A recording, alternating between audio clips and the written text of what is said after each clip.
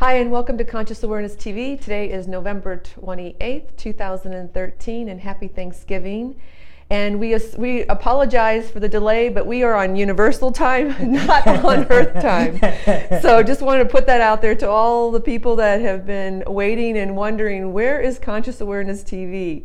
Well, we are finally have come down to Earth. We are finally here in this healing studio and ready for a great show. Today we have on the show Tim Marsh. He is an energetic Hawaiian healer and also an author, but he is also an ex-professional motocross racer.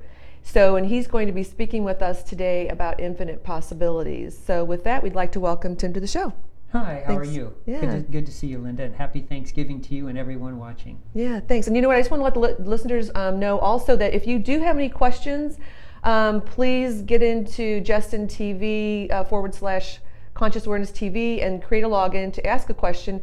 And if you're not able to, if you do email your questions to admin@consciousawareness.tv.com, we will be sure to get to those questions at the next show. So I just wanted to put that out there. So in case you have any questions for Tim or myself, please, we love the questions and we will get those answered. Thanks so much. Okay. So infinite possibilities. Yes. And your story, so it's an amazing story of racing, and we have so much to share with that because it really is where were told that you weren't able to walk. So let's just begin with what happened, and really what you're referring to as infinite possibilities. Okay, a little over 6 years ago, I was at a race, and on this large jump, I just hit it way too fast. So I was past the landing ramp and about 60 feet in the air, and I had to flat land. So that's a long way to land flat, not on a ramp. Right. And so I knew I had to stick the landing or I'd be dead. So I stuck the landing, and when I hit so hard that my butt bounced off the seat and broke the back part of the frame called the subframe. And then the throttle slid halfway off of the handlebar, which stretched the cable so that the throttle was stuck wide open. And at that point, I had a T11 burst fracture in my back, and I couldn't feel my lower body at all.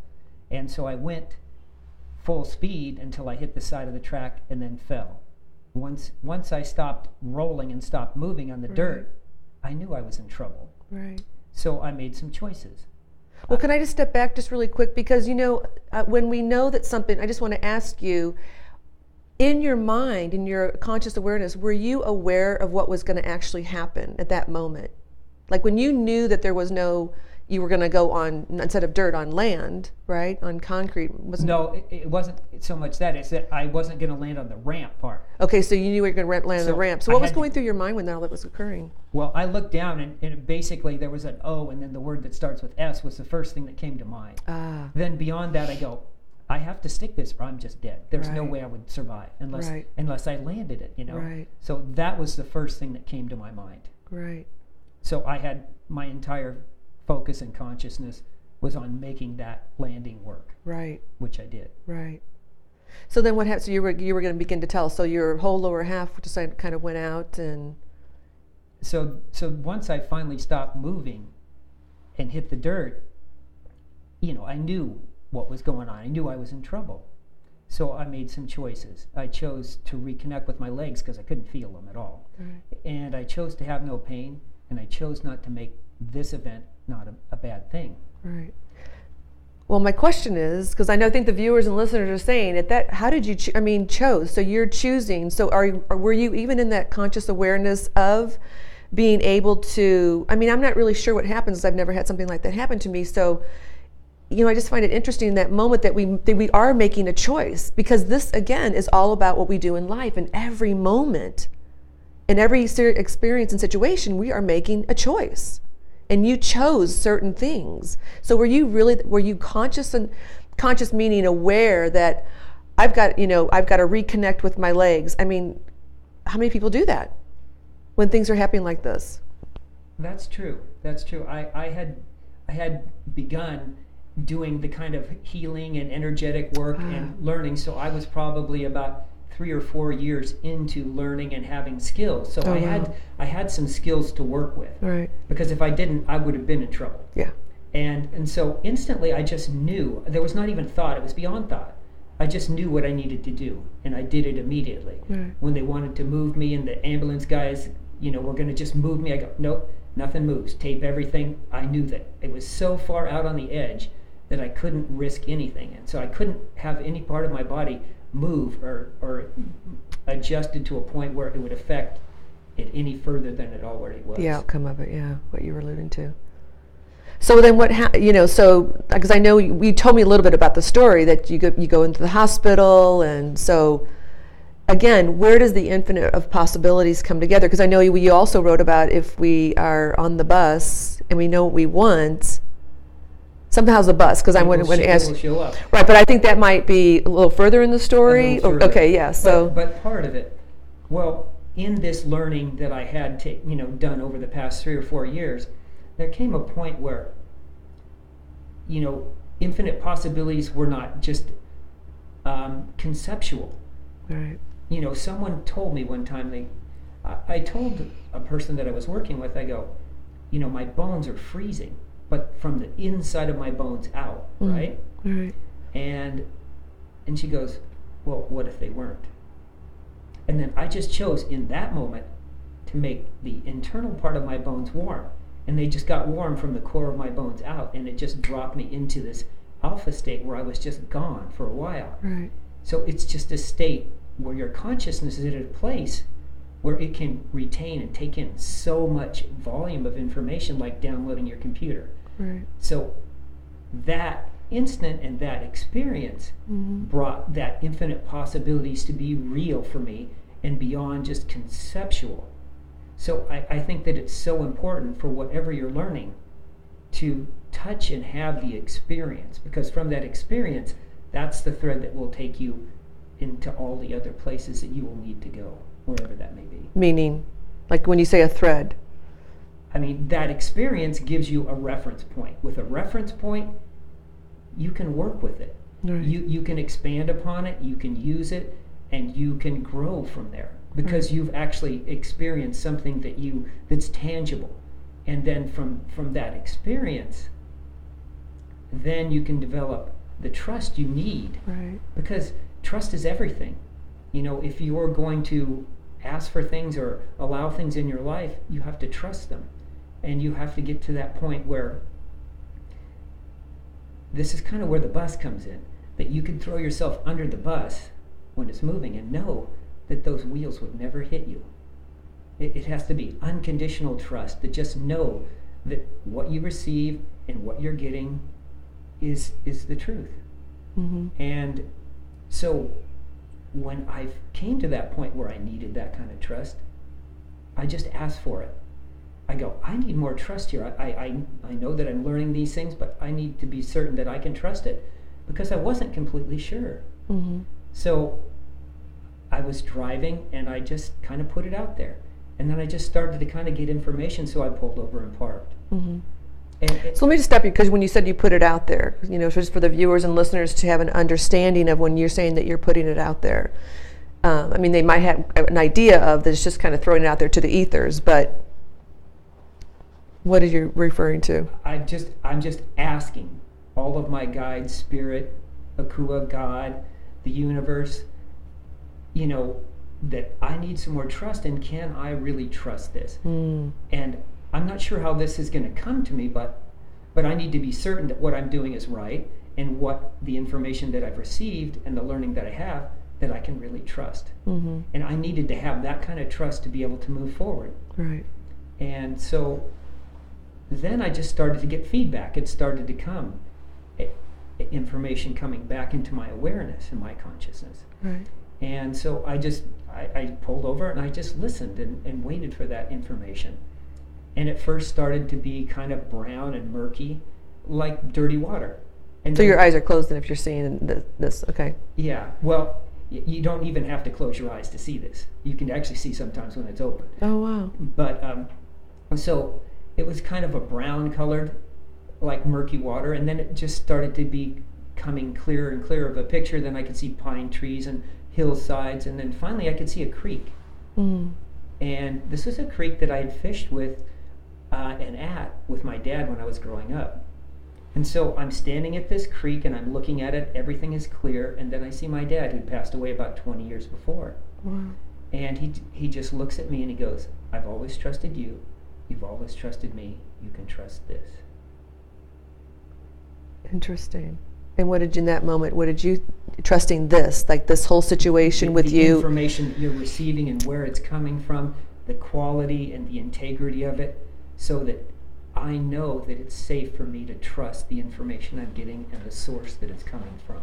So this really all was after the fact, though, after the accident, because that was before. Oh, it was before the accident. Before, right? Oh, okay. Because I needed that trust, and I needed to have that. I was going to say, because I would think that to have that before the accident as opposed to after, because then it's like, oh my gosh. Because I was going to ask you, so how did you apply all that into them saying that you were never going to be able to walk? You know, I mean, because you couldn't feel your legs, and so. What was your process of going, because you've had the tools necessary, I don't want to say necessary, but to be in a conscious awareness, right? Yes. Of having them be, tape my legs because you knew. So what was really kind of happening in the hospital when all this was, happening to you? It was challenging. It was definitely not a pleasant experience. So I needed more strength than I had while I was in the hospital. And I wasn't sure how to get it, but I knew how to ask for it. Because you had trust. I'm not sure what it was going to show up like or what it was going to look like. Right. So I asked for some more strength because I needed it. And I just really didn't know what that would look like. Right. And so one thing that I asked for this strength, and what came was 17 sacred sharks.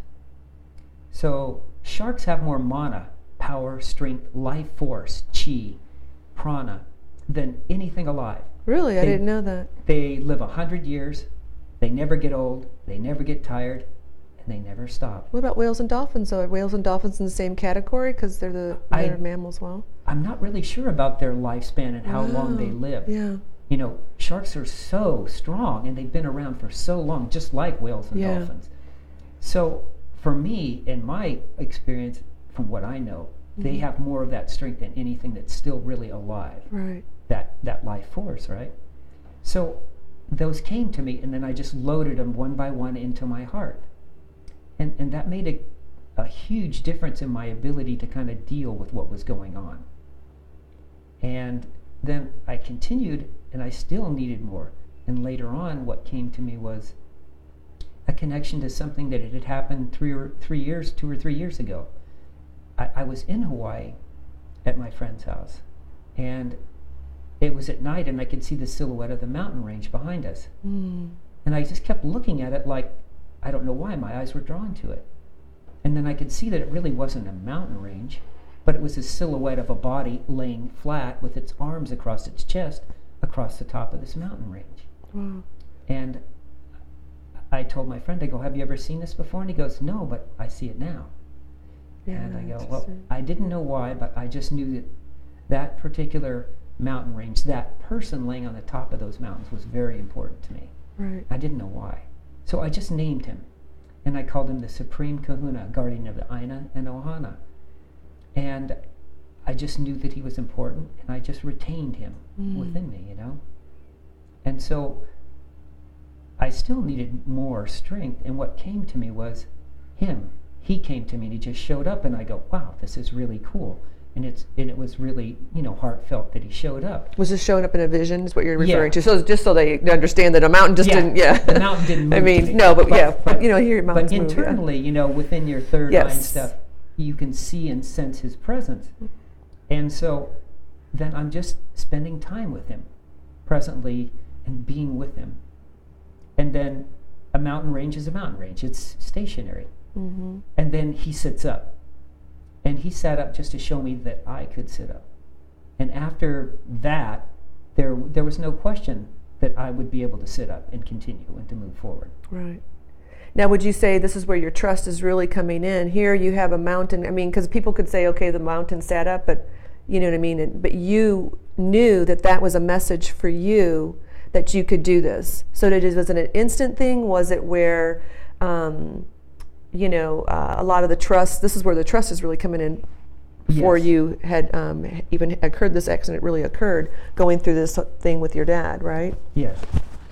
So when that occurred, was the trust coming in and saying that I'm trusting that this is what's this mountain that's showing me something that I need to learn, right? Or I need to see.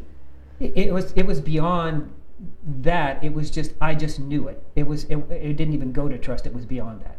I just knew it to be so. It was just understood. Right. It was like, it's daytime, it's nighttime. There was nothing to argue or nothing to deviate from it. It just was. How did you get to that point of knowing that, though? Do you know what I mean? How did you know to do that, to get to that point? I just had all of these different experiences along the way where things showed up for me and just unfolded. And so as they showed up, after I got to that level of trust in the things that were coming to me, I was just able to embrace them. Right. And then in doing that, follow their guidance, because they would guide me forward in whatever I was doing. So what happened after that? Did you immediately, once the mountain sat up, did you immediately sit up, or what happened? No, there was a lot that had to happen before I actually sat up. And so I was in this particular hospital that I ended up with initially after I got hurt. Mm-hmm.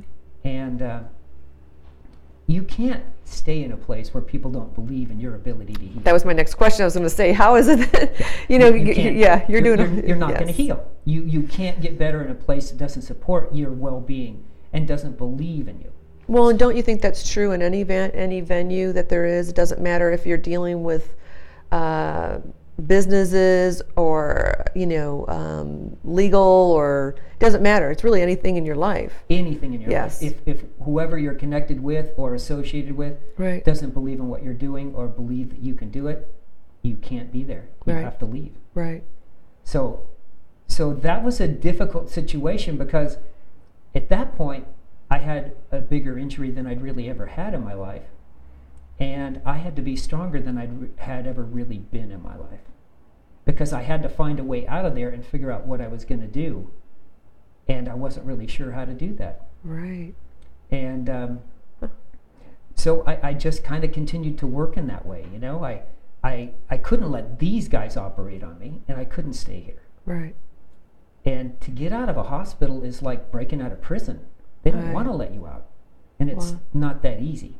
Well, don't you think it's because of the malpractice and things like that, that if they let you go and something happens, that you could come back? So was that kind of in your consciousness of knowing that as well?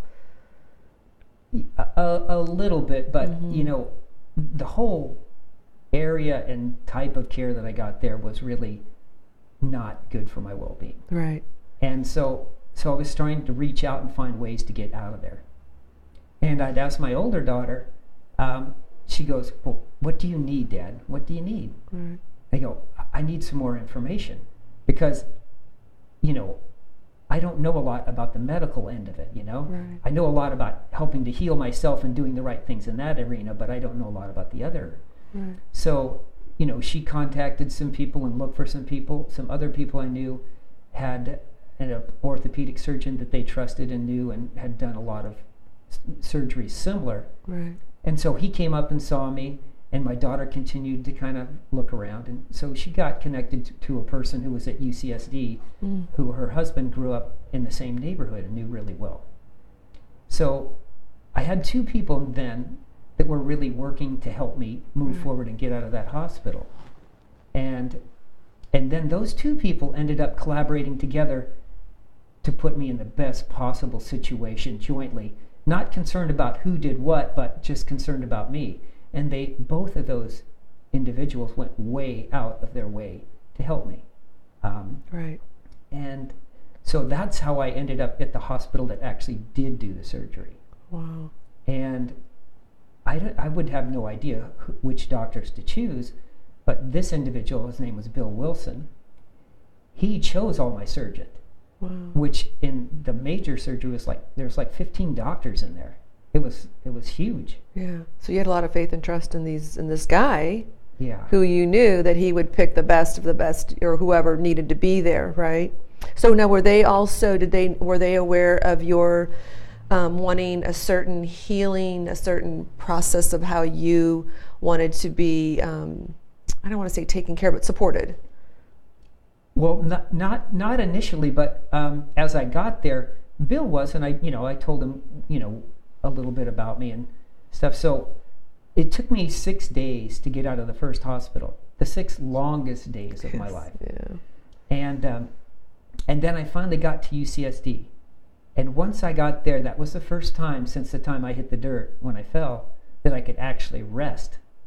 Wow. Because I really was kind of really fighting for my life to maintain that space and get out of that place. Was it not crucial during that 6 days that you had to have the surgery? Because when something happens like that, of course, they want to immediately start surgery. Yes. So how did you prolong?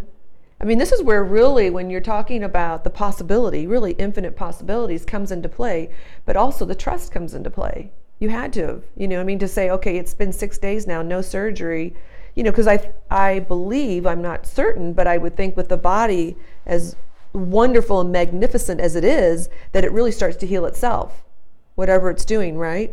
Well, you're exactly right, because, the sooner that you can have that surgery, the more likely and the quicker that you're able to recover to Right. whatever degree you're going to recover, Right. So it would have been better for me to have it within 48 hours. But that just couldn't happen. No, understandably, yes. I can see why, yeah. So, I did eventually get to UCSD, and then I was able to meet with some of my surgeons. And so the doctor who was going to do my back surgery, he was Dr. Yopo Lee. And Hawaiian? No, he's As Yopo Lee. Oh, it must be Japanese, Chinese. Japanese. Okay. Oh, wow. Interesting. And so he was telling me about the surgery, but then he began to tell me what was going to happen. And so you have to kind of be on guard, because you have to control the environment of your healing 100%. When you're that hurt, you can't allow anything negative in it.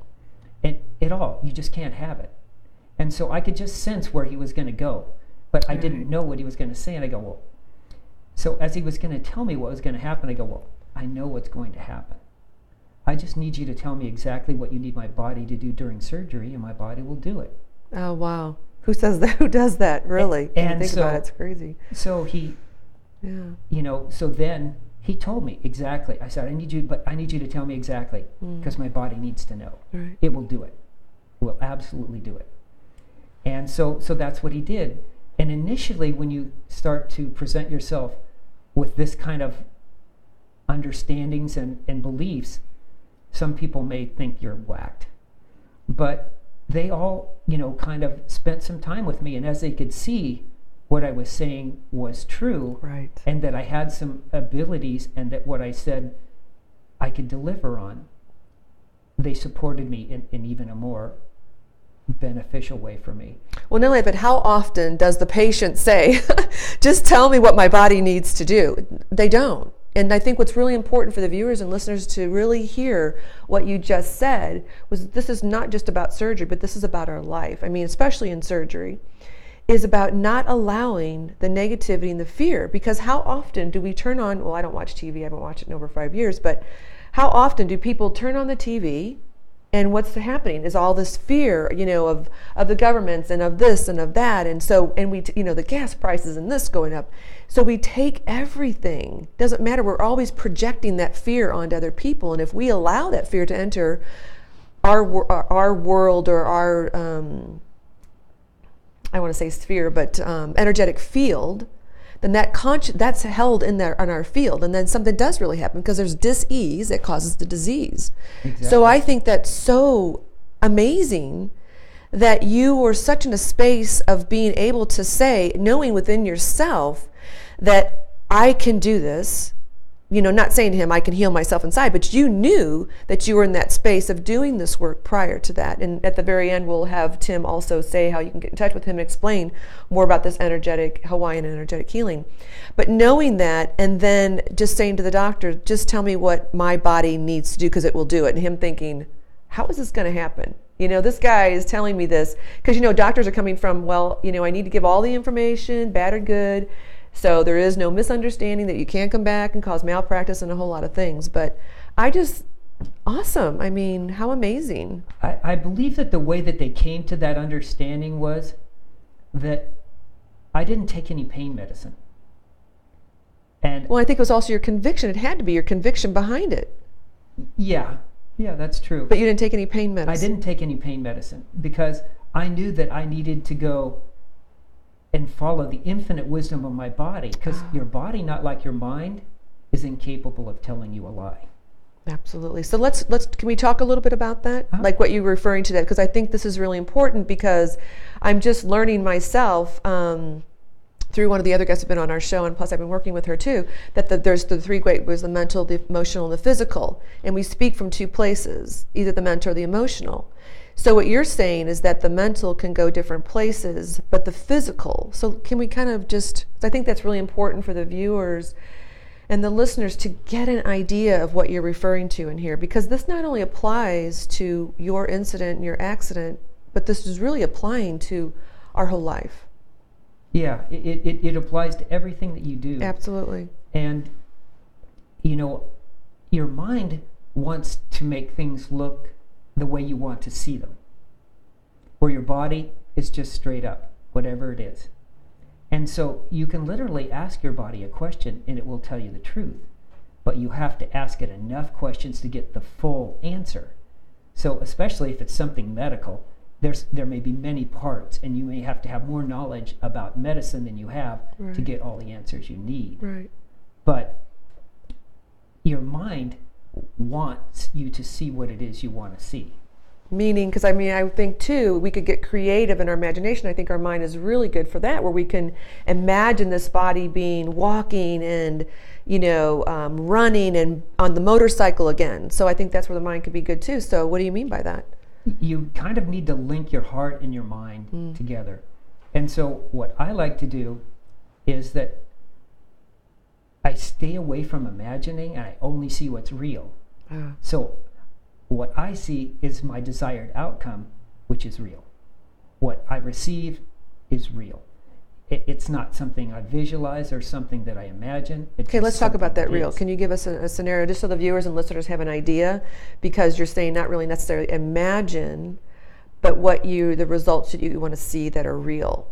Yes, from the beginning of whatever you're working on, and especially this incident where I was hurt, I would only see my desired outcome. So I could not let a doctor or anyone give me the other side of the coin, like you said about the injury. Oh, well, this could happen. I didn't allow any of that downside in there. It was only upside, because I didn't have enough. I only had so much energy. Right. And I needed every drop of energy I have to be able to heal. And if I didn't have everything that I could put together to work with in healing and recovering, it was not going to happen. Right. So I couldn't spare an ounce and still make it. Right. It wouldn't happen. Well, and you talked about the mind and the heart. As they say, there's that cliche, that's the longest 18 inches there is between the two. And really, for me, my feeling that I've been learning from Jeannie as well is also the emotion, which, well, I'm not just learning that from her. I mean, I'm probably awakening to that, really knowing that that's really, the heart is about emotion. So when you're saying that you had to link those two together, was it the desire and the seeing? Is that what you mean by linking those two together? Well, I mean, what I do now is probably what I was doing then, but wasn't really consciously aware of it. And now I have a different understanding of it. Meaning? But I've created a treaty between my heart and my mind and my ego and intelligence. And so in doing that, they can work together, because your heart really has its own intelligence. And that really needs to be the supreme ruler of intelligence.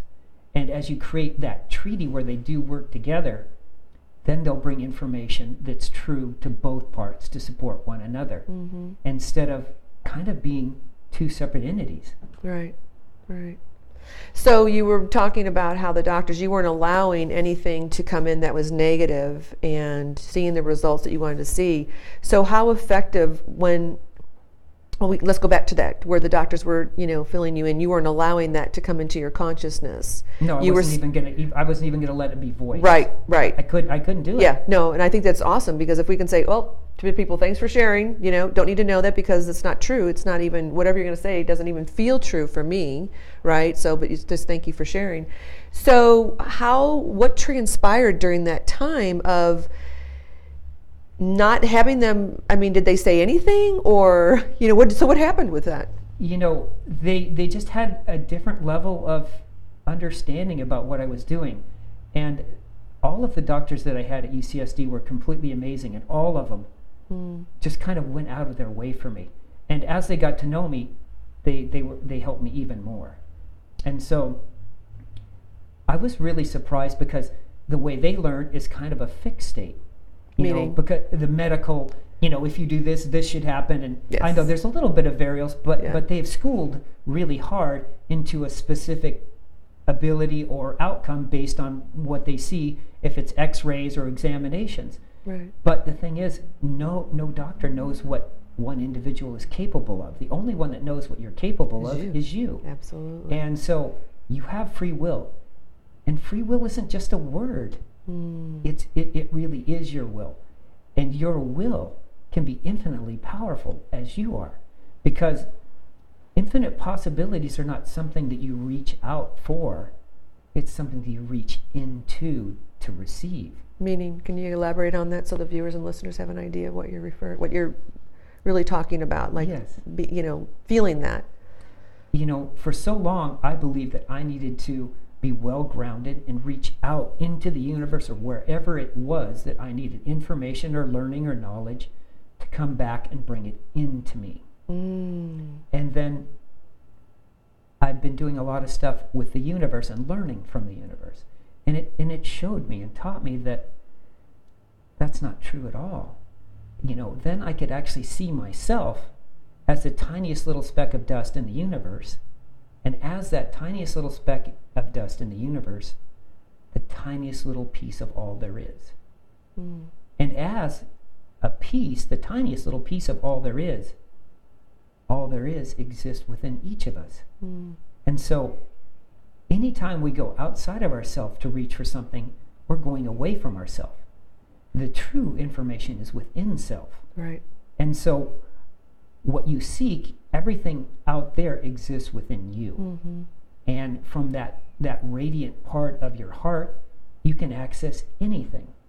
And that space within you, although it's just the size of your body, if you truly go into that space is infinite. Right. And so are the possibilities that exist within you, infinite.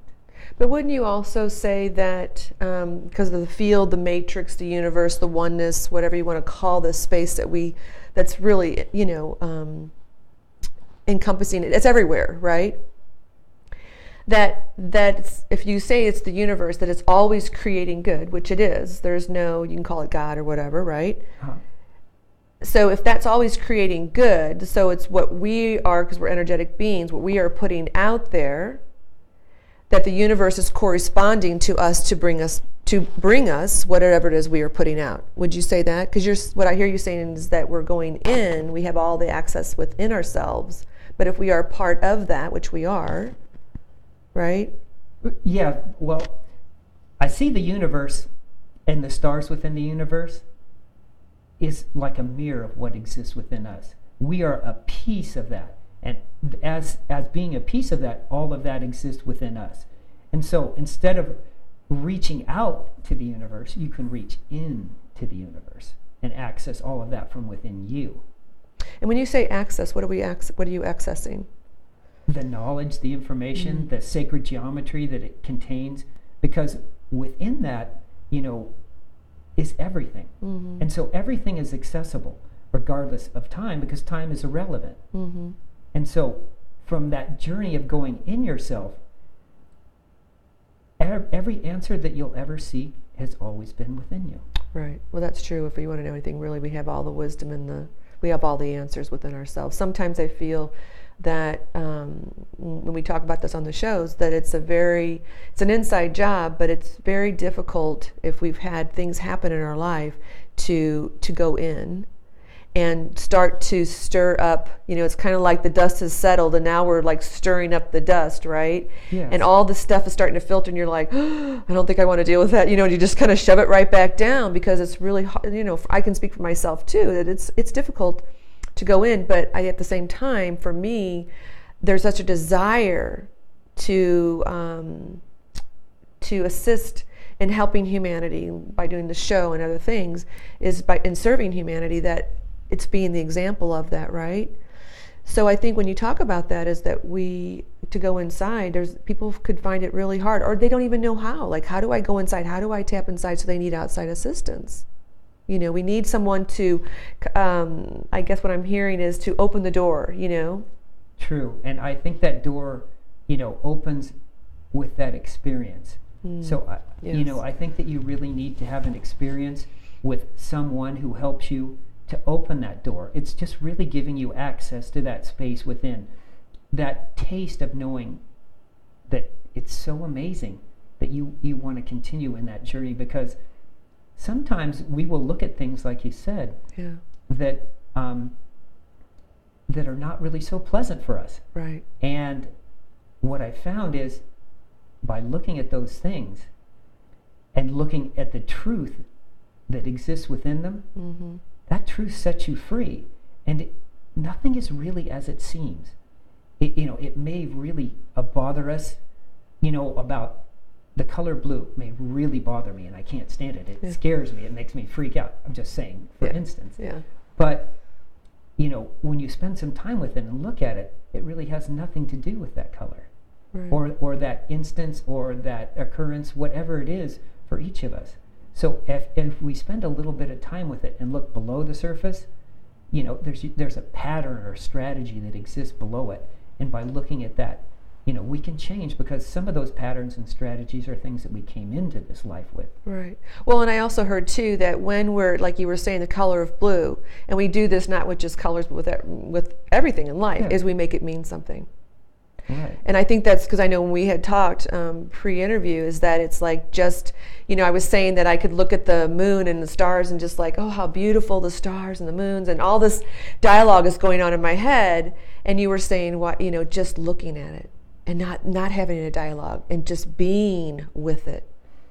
There's something to be said for that. I did a program, Avatar program it was called, and it's very amazing once you do step out and you just really are being with that. Well, that's so absolutely correct. Yeah. And the way that I learned that was pretty interesting.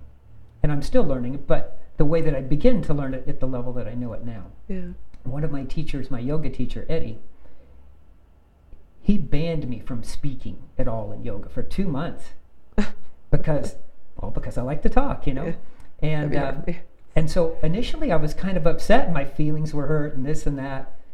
But, a year and a half later, I go, oh, I see that benefit of being quiet and listening to it. Now in the morning, I can listen as I look at those stars at 5 o'clock in the morning, and I can hear that silent sound of the universe echo and vibrate through my body. And I can just be quiet and be with it. Because it takes so much to get ourselves and our mind and our body to be quiet. Right. And if you can just access that without having to work so hard to get there, or having it be such a struggle, or just go, I just don't need to have a thought. I can just be still here. But even saying I just don't need to have a thought, it's a thought. It's true. So I think that, for what's helped me, and we've talked with different people, it's like letting those thoughts, it's like clouds going by. You see the cloud go by, or in the water, you see something floating by in the water, and it just floats by. Because I think our thoughts are going to always, I don't think you can ever, well, that's not true, because I've gone to where there has been no thought, right? I mean, I wasn't aware at the time, but, there's no thought that really kind of happens. It's you kind of go someplace. You don't. You're in an altered state of existence. And that's true. Yes. And exactly what you say is something that, last week, I just was doing some work, and I was by the ocean, and I went to this place that I like to go by a boat launching ramp. So I kind of drove parallel with the water. It was like 2 feet away from where the boats go in the water. Yeah. And the tide was coming in. And so I'm kind of aware. I try to be aware of what I notice and just remember it. So I could see my heart, my ego, and my mind vertically, and my intelligence horizontally in my mind, right? Like a CD playing flat. And so my left side was towards the ocean, and the tide was coming in. And I could feel the tide come right through me and continue out through the other side. Oh, wow, amazing. And so it is that same thing, is that we're supposed to allow, like you said, things to pass through our life and through our mind. But sometimes if they're good, we hold on to them, because it should always be good. Yes. And then we try to recreate that same goodness, that same experience. It's like, let me recreate this. Yes. It should be this way every day, every moment. And then if they're bad, we hold on to them as well. Yeah. And then they kind of get stuck, like an air filter that's blocked and no air can go through it. Right. And we're supposed to allow pleasure to come in and out of our life as it chooses, and not hold on to it. But the same thing is true with good or bad events. Right. Not always that easy to do, but that's definitely the most beneficial way to handle it if you can. Absolutely.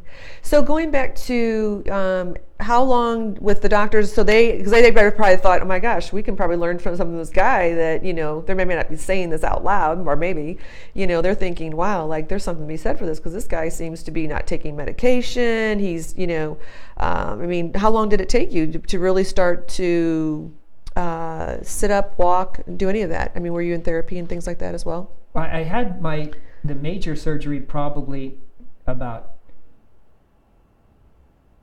11 days after I got hurt, after I fell. And so they open you up in the front and in the back, and then they put a bracket on the front of your spine and the back, and then they bolt it together between 2 vertebrae. And that would have been about 2.5 inches long. And one of the other doctors had proposed something that would be a truss size, like 12 inches long. And obviously you want to have the least amount possible. Yeah. So after that surgery, it was probably the third 2 or 3 days, I stood up for the first time. Wow. And I walked 3 steps. Right now, I could walk 3 days easier than I could walk those 3 steps. Wow. It was it was difficult. And then you began to just sit up, just practice sitting up. Right. And then you started walking in the halls and stuff with a walker. Now, were you still working? I'm sure you were, but just for the viewers and listeners, were you in a conscious awareness state of, you're in communication with your body? Because I think that's really important. Is that what I'm really learning is that this vehicle is amazing. It is. And the things that we put on this vehicle is not so cool. You think about your feet, how small your feet are, or whatever, it doesn't matter, whatever. That they take this weight, and the legs, and it's just phenomenal. So were you in communication with your body at all times? Well, I was, and as it went on, later in the steps, the parts of my body that didn't feel until I was able to get some sense in them. And initially it was barely just like a breath, but there was feeling, there was a connection. I would, continue to communicate to the parts that don't respond. And even now, parts of my feet or legs are still kind of like food that's not completely thawed, and it still continues to improve. Right. And when it improves or comes kind of like a power grid, it comes back online, and then there's a huge kinetic or electronic impulse in your body. Right. And it's just like you've just plugged your leg into the wall socket. Yeah. So, that still continues, but it's important that you continue to communicate to the parts of your body that aren't responding, or that aren't hearing you, at least, or that aren't responding and aren't acting. But the truth is that they always hear you. They can always hear what you're saying in the communication you're sending.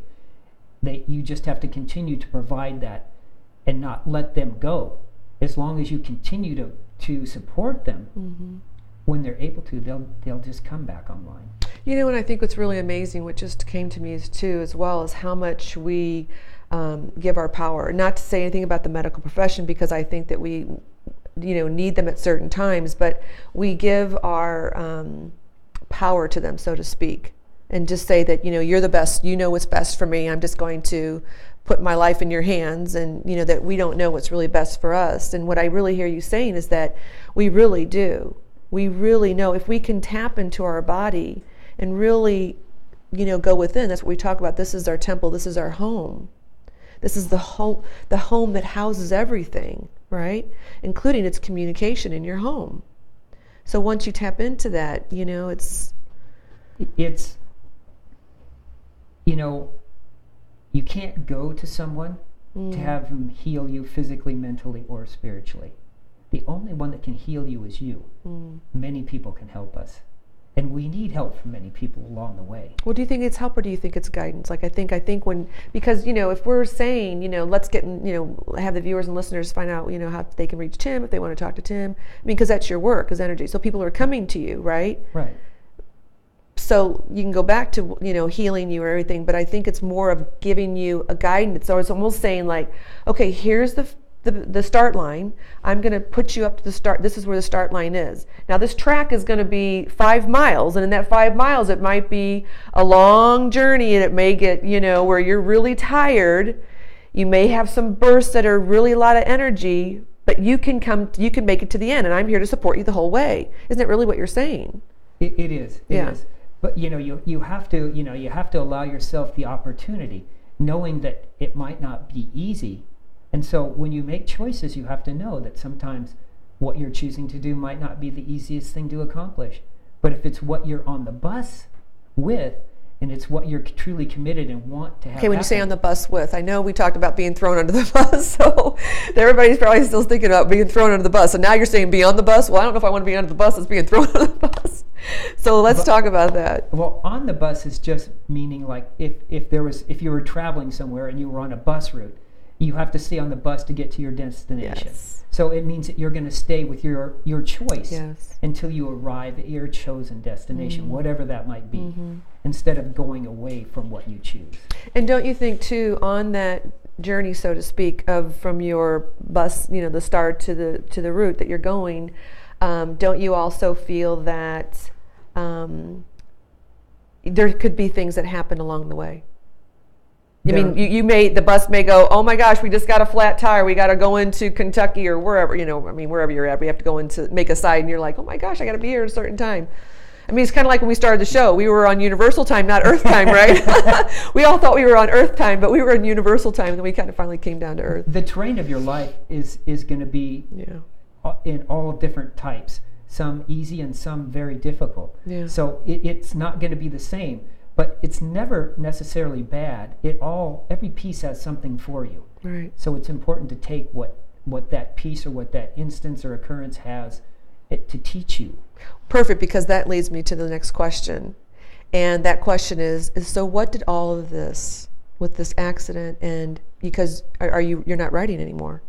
No, I mean, I like a year ago, I was at a racetrack, and the guy that I used to race for, after the races were over, I took his motorcycle out. So that's the first time I'd ridden on a racetrack on a race motorcycle since I broke my back. Right. So it was important for me to do that. Absolutely. So, because it reminded me of the story. Your story reminded me of Dan Millman, the peaceful warrior. When he with the Olympics and he wasn't able to, and the whole thing that happened to him, but he came back. But it really wasn't about doing the gymnast stuff. It was really about his teaching of what he really grasped from that. And I think that's what when we have things happen in life, that the adversity, and we don't have to have the suffering and the pain in order to take us there. So what was your, so what did you get from all of this? What came out of this for you? The gift is what I want to have the viewers and listeners know. I believed in infinite possibilities before I got injured. But you can do really anything that you can get your perception and that you can perceive that you can accomplish. So as long as you don't let yourself go another direction, you have the ability to go inside yourself and do anything it is you really want to accomplish. It's just might not be accomplished overnight, because you're going to need the pieces along the way to get to wherever you've chosen to go. Like your consciousness, right? It will give you and teach you something based on what you're able to comprehend and take in at the time. But as your consciousness grows and your awareness grows, Right. it'll give you something that's more evolved. And it'll continue to change. So it's important that we don't get stuck in like, this is the end all to end all. This model right here will do everything I ever need. Right. Instead, that we look at it like, this is what I know now. And tomorrow, I will know more. Right. And I will understand different things. And in time, this will change into something else Right. that it isn't now. So we don't get so fixed on what we know that we don't allow it to grow and to evolve into what it truly is going to be. Like a flower starts out from a plant to a bud to finally a flower. But is that what happened for you? Is that what you're saying for you? That's what came in, realizing that you had the power, you were able to bring it into your own consciousness. Is that what you're saying for you? Yes. Your lesson or your gift from all of this? And as I worked with, trying to improve the way my body worked, which I still do, Right. I just started to see myself in ways that I was familiar with, because I found that reference point thing was really good. So I was trying to see how I could make my legs work and be more flexible, stronger, and so as I would walk with intention. Mm-hmm. And so I would see my legs and I go, how can I do this to have a better understanding of my legs? Because I'm not a doctor, and I don't really know it looking at my legs in that way. Mm-hmm. So I saw my legs as motorcycle shocks. So I could just find what didn't work and what I needed to lift or move. And so it just gave me reference points. And so that experience, those points of understandings, those reference points that we can use, it gives us a place to work from. And it gives us a place to have an understanding and to gauge where we've come from where we started. Right. But do you also feel too that, because some people could be out there going, man, if I was a, motocross racer, geez, I really want to go back to it. Because remember in Dan Millman's story, he really, it was like, that was his love, right? And he just thought, oh my gosh, I'm going to die if I don't ever do this. But there was such a bigger message is what I'm saying. So I think, my sense is, and you can correct me if I'm wrong because it's not my story, but my sense is that being a motorcycle racer, you wouldn't have had that opportunity to really tap into life in a way that you are tapping into life and helping other people. Do you know what I mean? Do you know what I'm saying? That's absolutely true.